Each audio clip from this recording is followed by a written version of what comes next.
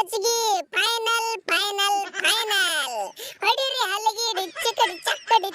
ಚಕ್ಕ ಹಂಗ ವಿಡಿಯೋಕ್ಕೊಂದು ಲೈಕ್ ನಮ್ಮ channel subscribe ಅಬ್ಬಬ್ಬಬ್ಬ RCB 9 ವರ್ಷ ಆದ ಬಳಿಕ ಫೈನಲ್ ಬಂದದ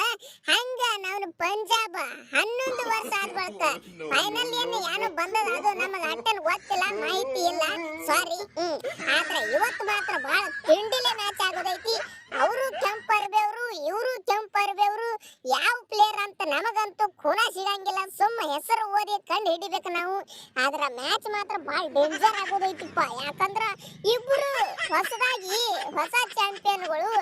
RCB ಆದ್ರೂ ಹೊಸದವ್ರೆ ಪಂಜಾಬ್ ಆದ್ರೂ ಹೊಸಬ್ರೆ ಹಳಬ್ರೆ ಯಾರು ಇಲ್ಲಿ ಅದಕ್ಕ ನಾವು ತಿಂಡಲೆ ಆಗೋದೈತಿ ಮ್ಯಾಚ್ ಆದ್ರೆ ಏನಪ್ಪಾ ಅಂದ್ರ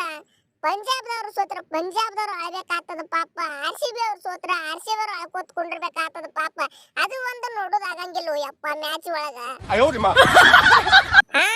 ಲಕ ಲಕ ಲಕ ಲಕ ರೋಹಿತ ಒಟ್ಟ ಅಂಜಬೇಡ ಈ ಸಲ ಕಪ್ಪು ನಮ್ಮದೇ ಇವತ್ತು ಹೊಡೆದು ಬಿಡ್ತೇವೆ ಪಂಜಾಬ್ದವರಿಗೆ ಮೊದಲ ನಾವು ನೋಡಿ ಕ್ವಾಲಿಫೈಯರ್ 1 ಒಳಗ 101 ರನ್ನಿಗೆ ಆಲ್ ಔಟ್ ಮಾಡಿಬಿಟ್ಟೆವು